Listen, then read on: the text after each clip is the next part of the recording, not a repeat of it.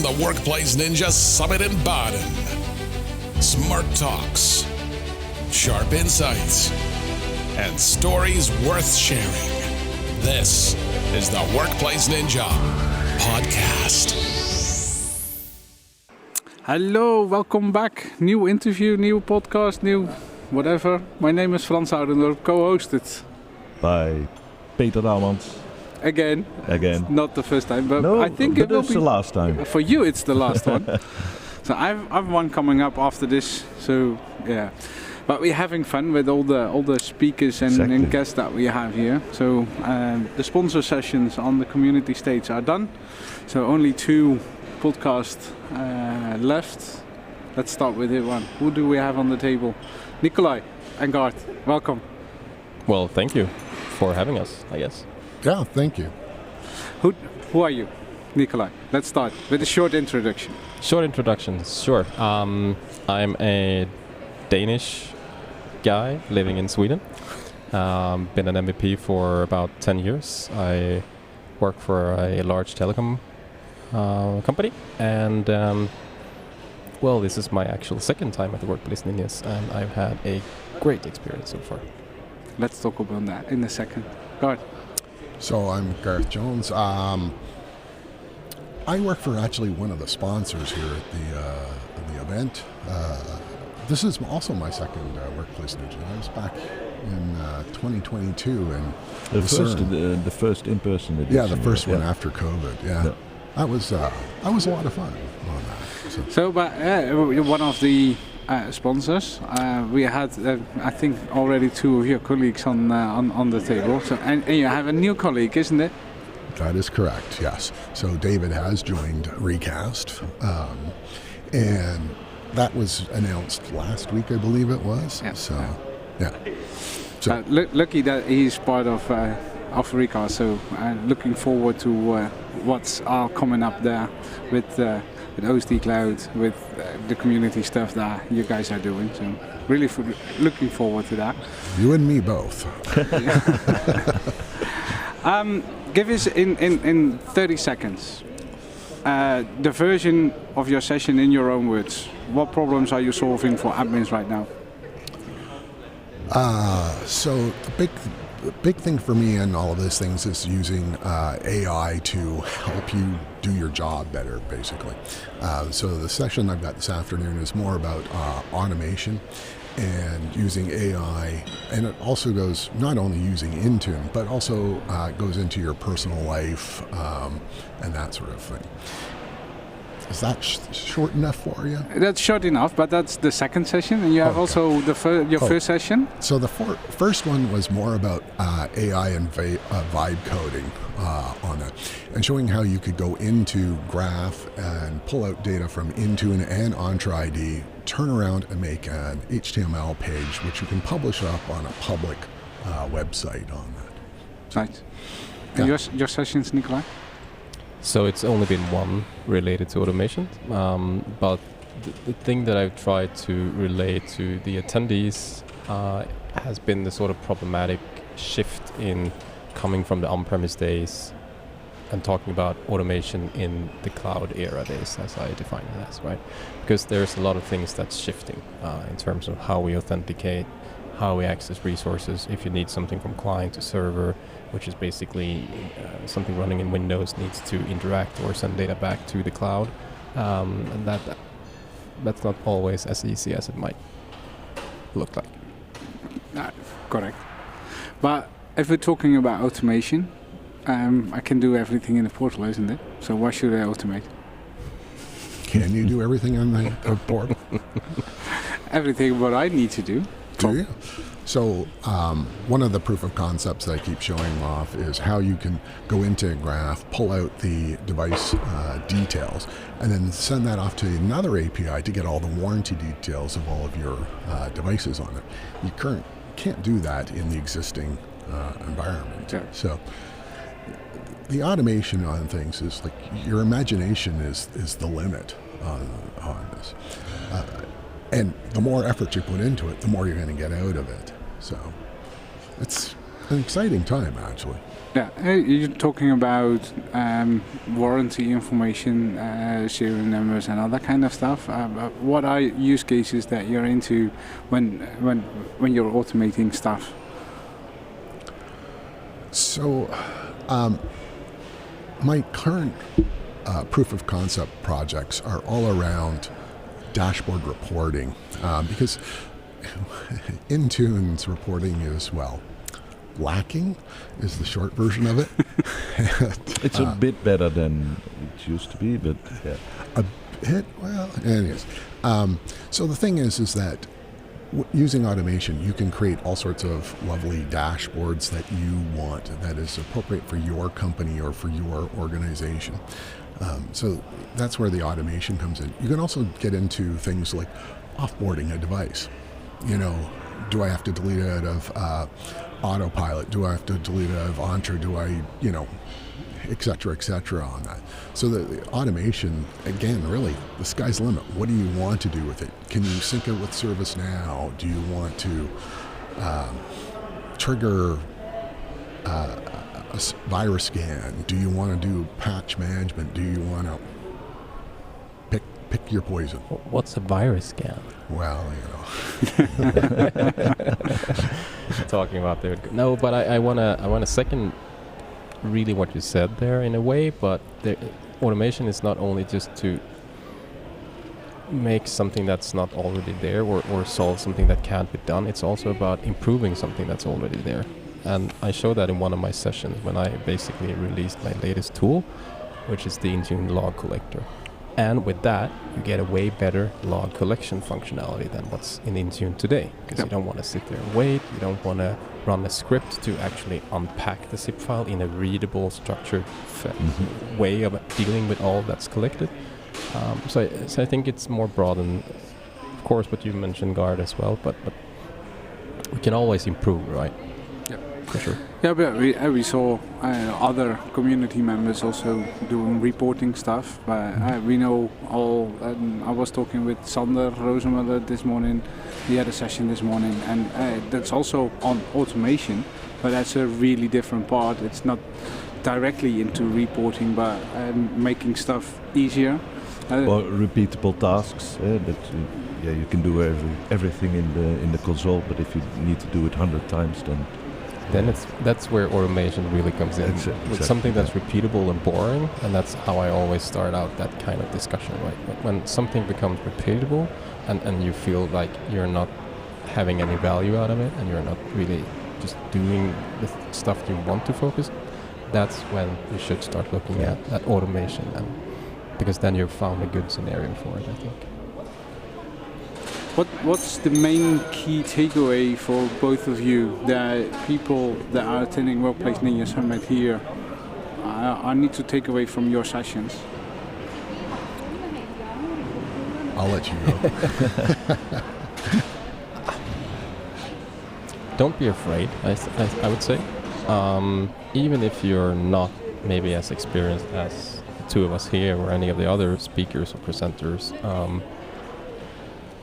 start where you feel comfortable. It could be vibe coding. I was speaking to one of the attendants yesterday. He attended the AMA, where one of the questions were, how can I search for settings within my policies? Yes. And the attendee started vibe coding in the evening, and he showed me a really cool looking, locally running, for that matter, for the demo purposes, just like HTML reporting kind of tool where you could search and it would find all those. He showed it yesterday on stage. Oh yeah, he did. Tips Right. Yep. I had to attend a customer meeting at that point, but unfortunately. But that's so cool, because he mentioned that he didn't have that experience, but with this tool now available for us, we can do so much more, which is amazing, I think. Yeah, just getting started, try something. There's no wrong answer in a lot of these things. I mean, myself, when I started doing the config man stuff back in the day, it literally was trying something. And I've failed lots of times, but that's how you learn. The key about it is, when you're going to fail, either do one of two things. Fail so badly that it's a resume generating event, or it's so minor that nobody actually cares.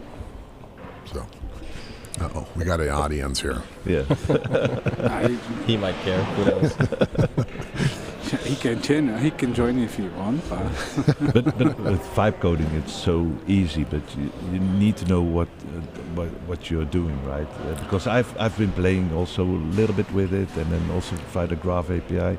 And then if you're not asking the right questions or give the right description, in this case, GitHub Copilot, GitHub Copilot was making up data, for instance. Because if it cannot reach the Graph API, I will just it hallucinates. I actually showed a quick demo of how I make use of GitHub Copilot. I'm not sure if anyone knows, but I created a module for the Intune Win32 applications that's been heavily used in the community. And recently, Microsoft introduced these ARM64 capabilities of architecture selection in your requirement rules. And I figured, I haven't updated the module with that yet. How hard can it be to use GitHub Copilot to do that? So I crafted in my experience, rather lengthy prompt. I told it specifically, go look at the Graph API schema and look for these changes specifically to the requirement rule part of that whole schema. And it actually figured it out. I was amazed in a single prompt. Actually two, if you want to have the changes also applied. Yeah, exactly. But, right. And I was like, wow. That would have taken me many hours to look back, because I haven't looked at the code for 12 months since I last did an update to it, because there hasn't been any changes really. And that's just a huge time saver, and that's also one thing that's automation to me, right? Yeah. So the thing that I keep stressing with vibe coding is that it's not an excuse to... you still have to understand the code. That's your thing. You still have to understand how to troubleshoot. Those two things are never disappearing in the whole scenario.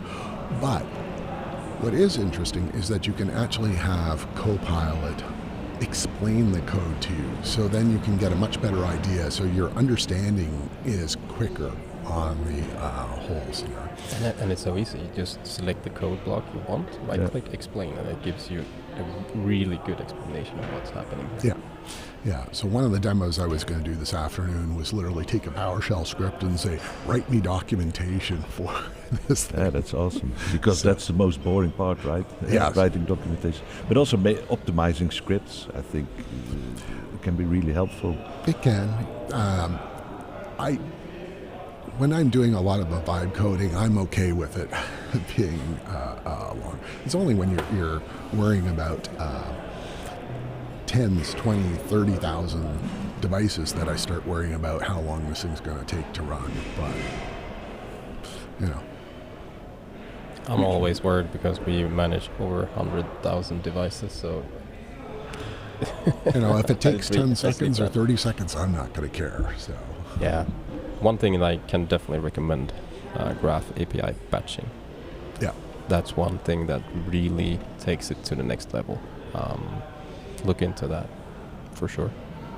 And there's other things. Like I've been talking to the Microsoft team about Graph and Intune, and they want you to use the report export feature, and almost nobody uses that because... We do.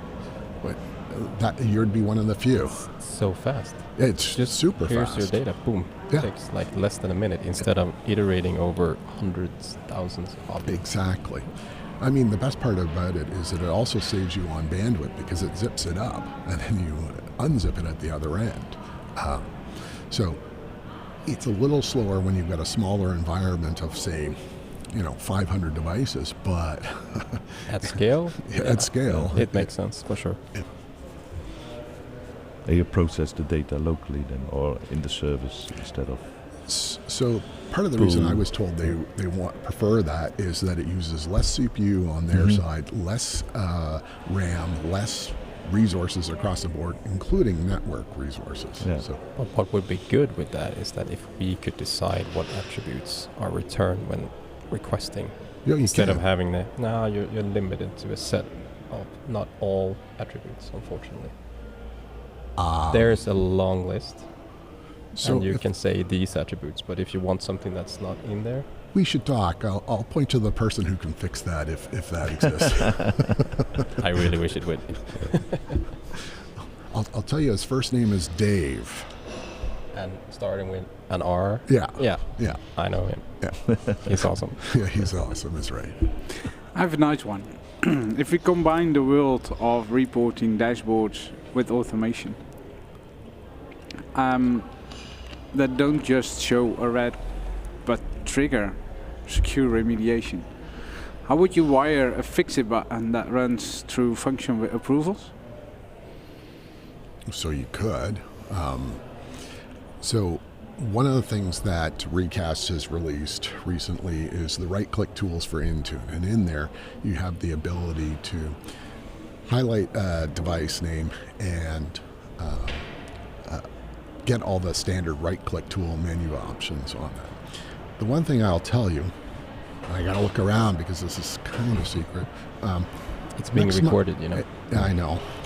Next month, I shouldn't say next month, but probably next month, that will be slightly adjusted and we'll work on any particular page with a particular flag on it. So we're trying to get that done internally, and once that happens, you'll be able to do all the right-click tools. But your question was about automation on there. There's nothing stopping you from doing something like a little button on a page and saying click and do that. But that's one of the ways that Recast is starting to get into that game. Any addition, Nickolaj? I'll keep my thoughts for myself, I think, on that matter. I can't really say too much on it, but I think you're leaning towards this AI agentic stuff. That's been a lot of the topics, perhaps, from certain people. Could be. Could be, yeah. And I have an opinion where really all of this AI makes sense sometimes, right? If we look at the Intune product, for instance, much of the stuff that's been presented should simply just be part of it already. And it's not really giving, at least from my standpoint and my personal standpoint, not really the sort of benefit from a AI perspective. It should be an already built-in part of it. But then there's other aspects, right, where it really makes sense to make use of an agentic AI to further look into and analyze data and such. But some things that I've seen so far, I'm not really convinced that AI is helpful in that area specifically. So I'm a bit divided. I mean, I use GitHub Copilot, it's really helpful there. Then there's other things that, why should I click and go ask an AI to get my primary user or device? I know it's a bad example, but that's what's available, for instance, right? I mean, it depends on the use case. Absolutely. You need to have a solid use case to create an agent. Give me something agent. that could help me address a larger issue, for instance, right? Not. Well, we need to start somewhere, and we need to, essentially, like you said, you need to practically fail, or at least do something before you can have something really good as the outcome. And if you don't try, you won't make it. Well, and you get the feedback, you get the iteration process on it, because don't get me wrong, I've been playing with AI for the old Llama models and on-prem and all the rest of that fun stuff, and there's some really cool things that you can do. And conceptually, I love the idea. And then you show it to somebody else and they go, really? So what am I supposed to do with that? And then you realize that you need to adjust and adjust. Absolutely. So there's a mind change shift that needs to happen in a way as well.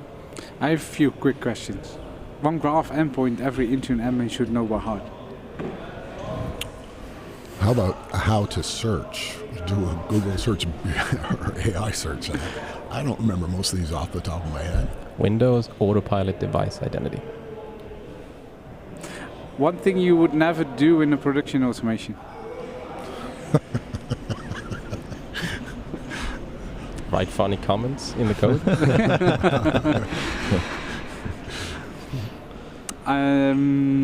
The most underrated capability in Entra or Intune for 2025. Underrated? Underrated, yeah. Entra? What's that? Or Intune. Or Intune, okay. That's a good question, and I really don't have a good answer for that. We use them all. Yeah. Probably. Well, I would say if it still exists, the idea behind policy sets, because it was never really used. Still exists. It still exists, right? I think but so, the idea Yeah. is great. It's may just have been this sort of half kind of execution of it. And then I'll pause there because, yeah, we'll see. And as last, your moment that changed how you design these solutions? Was there a moment? Oh no, I've done that. I really. Like an oops moment? Yeah. Well, I've done a lot of oops moments, but A big one. I've done some good ones.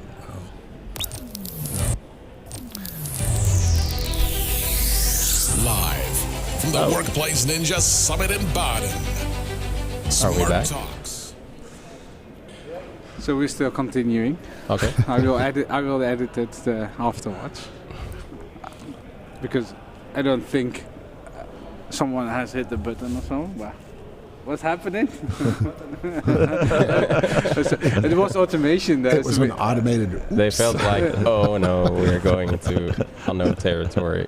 Time to cut off. It's like the Oscars, right? When you speak for too long and the music starts playing, it's time to... This was the oh no moment of the Workplace Ninja Summit. We're using automation as well. So we're using BitFocus Companion, so we can connect every piece of hardware that we have over there, so the things can be automated. Let's see. To wrap it up, I think Nickolaj, you have done an amazing job within the community. You're building stuff. Where can I find it? Well, you can go to either GitHub or our community team's primary webpage, which is the msendpointmanager.com site, or if you search for the same on GitHub or Google or any other search platform, you will find it. And from your perspective, Garth, the community tools are free? Yeah, so from a recast perspective, all the community tools are free. CloudOSD is another community tool that's free. Fantastic one. Yeah. From my side of the shop, everything is on my blog. That's Ask Garth, although I'm being a little lax on getting new content up there, but... we should ask Garth. .com. Actually, if you really want some fun, go off to blamegarth.com and click my nose. Just saying. All right. So let's try that after this recording. I'm really looking forward to that one. The computer is gonna explode. Anything we're missing? I think... you have questions on top of your mind for these guys? All good. Nice. Thank Anything to bring onto the table from your perspective that we didn't touch on? So I gotta know, do you like pineapple on pizza? Yes. Yes. Pineapple and pizza. Yeah. Hawaii. Hawaii. Warm Yeah, it's my pineapple. So all four of us are yes for pineapple and pizza. Yeah. See? My kids love it. I know. I'm not that into it, but We're not Italian, right? None of us. no, definitely not. Definitely not. I thank you guys to be here and having this conversation. Really look forward to connect together on these kind of topics. So thanks for being here. Thanks for having us.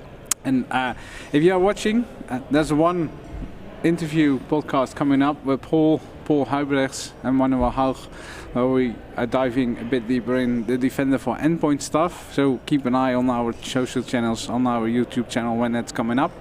And I say with that, until the next time, thank you.